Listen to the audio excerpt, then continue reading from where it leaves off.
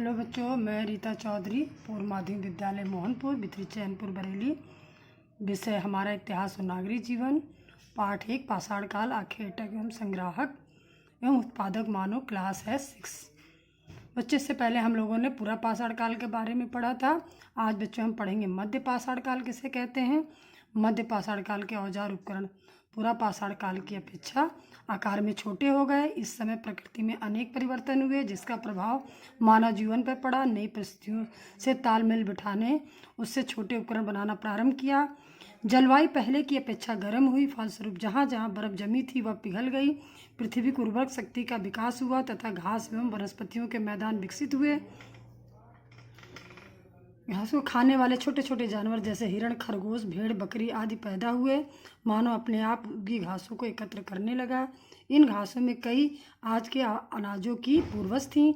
इनका प्रयोग मानव ने अपने भोजन में किया। इस प्रकार वह अब संग्राहक बन गया। मानव ने इसी समय कुत्ते का पालतू बनाया। कुत्ता मानव का प्रथम पालतू पशु है। यह उस समय का औजार है मध्यकालीन, जो पहले से और ज़्यादा छोटे और नुकीले हो गए, जिससे वो शिकार करते थे। खेती का ज्ञान। पुरातत्ववेत्ताओं का मत है कि अपने आप उगे अनाजों को मानव ने एकत्रित करना शुरू किया। अनाज के कुछ दाने गीली मिट्टी में अथवा इधर उधर गिरे होंगे। इन स्थानों पर फिर से वही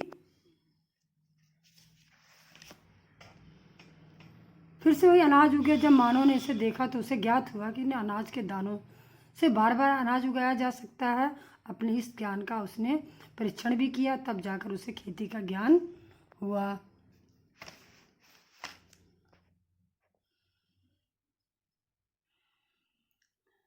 नवपाषाण काल। पुरातत्वविदों का यह मानना है कि मानव ने जब से भली भांति खेती करना प्रारंभ कर दिया, तभी से नवपाषाण काल प्रारंभ होता है।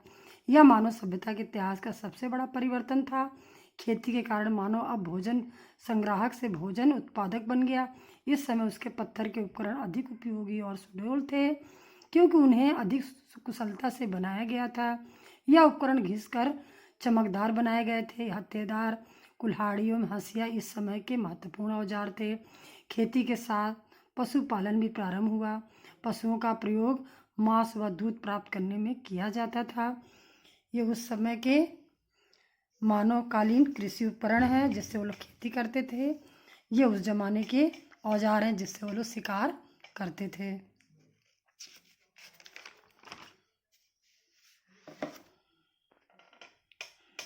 मानव अब अपनी खेती के आसपास मिट्टी के घरों एवं घास फूस के छप्पर वाले घरों में रहने लगा। धीरे धीरे ये बस्तियां गांव बन गए। अब ये मिट्टी के बर्तन बनाना भी जान गए थे। बर्तन पे नक्काशी एवं चित्रकारी में रंगों का प्रयोग होने लगा। इसी समय मानव ने पहिए का आविष्कार किया। इसका प्रयोग चाक के रूप में मिट्टी से बर्तन बनाने तथा सामान ढोने के लिए गाड़ी के पहिए के रूप में किया गया। बच्चों, ये उस समय के बर्तन है जो उसने मिट्टी से बनाए थे नवपाषाण काल के लोगों ने। खेती के कारण लोग एक जगह रहने लगे। फलस्वरूप नए नए कौशल विकसित हुए, जैसे मूंछ की टोकरी, चटाइयाँ बनाना, कताई करना, जानवरों के बालों का कपड़ा बनाना आदि। अब उसने सामुदायिक जीवन का विकास हुआ। अब वो लोग समूह में भी रहने लगे। शवों को दफनाने के ढंग से उनके धार्मिक विश्वास का पता चलता है, उसके बारे में जानकारी मिलती है। शवों यानी मृत व्यक्तियों के साथ खाने पीने की चीज़ें, बर्तन, हथियार आदि भी दफनाए जाते थे। इन लोगों का विश्वास था कि मरने के बाद भी व्यक्ति इनका उपयोग करेगा, इसलिए उनके शवों के साथ ये सब चीज़ें वो लोग रखते थे। धातु काल।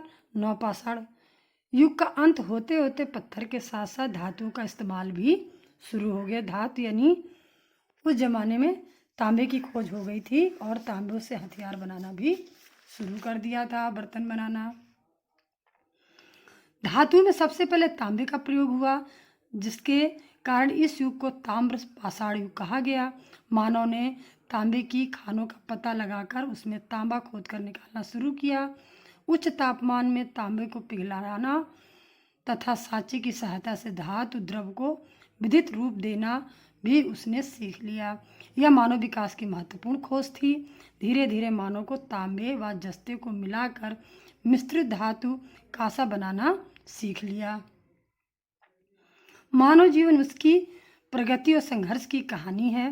प्रारंभिक मानव ने अपनी समस्याओं से जूझते हुए अपनों को जीवित रखा और अपनी उन्नति की और अपने को सभ्य बनाया। इस तरह मनुष्य का संघर्ष चलता रहा। आज मनुष्य संघर्ष करते करते यहाँ तक पहुँच गया है। बच्चों जो हमने पढ़ा उससे संबंधित आपके कुछ प्रश्न दिए गए हैं, कुछ खाली जगह भरने को दिया गया है, कुछ सही गलत दिया गया है, प्रश्न उत्तर दिए गए। इसको आपको अपनी कॉपी में करके प्रश्न उत्तर और खाली जगह हमें आपको दिखाना है। बच्चों कैसे करना है थोड़ा हम आपको बता दे रहे हैं, बाकी आप लोग करेंगे। पहला प्रश्न है, पाषाण युगीन मानव अपने अपने औजार किन किन वस्तुओं के बनाते थे? तो जैसा भी हम लोगों ने पढ़ा कि औजार पत्थर और हड्डियों के बनाते थे। दूसरा प्रश्न है, मध्य पाषाण काल में हुए प्राकृतिक परिवर्तन का मानव जीवन पर क्या प्रभाव पड़ा?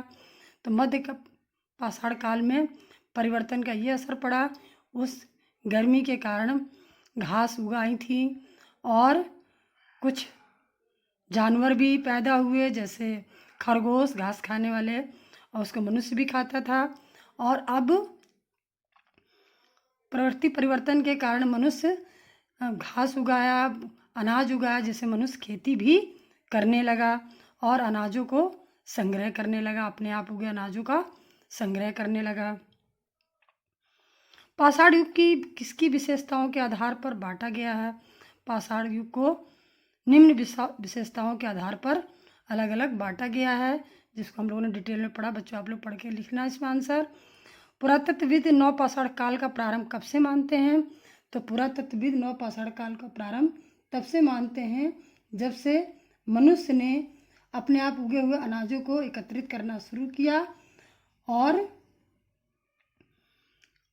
सही से खेती करना उसने सीख लिया, तभी से नवपाषाण काल का प्रारंभ माना जाता है। जब खाली जगह भरना है, रिक्त स्थान को भरिए।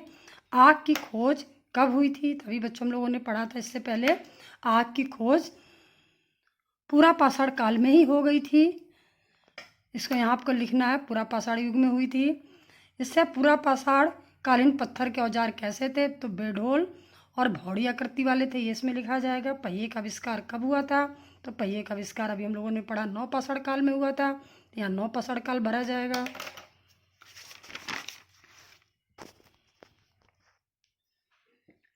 इसी तरह बच्चों दिया है, मानव ने इधर उधर घूमने के बजाय एक ही स्थान पर रहना प्रारंभ कर दिया।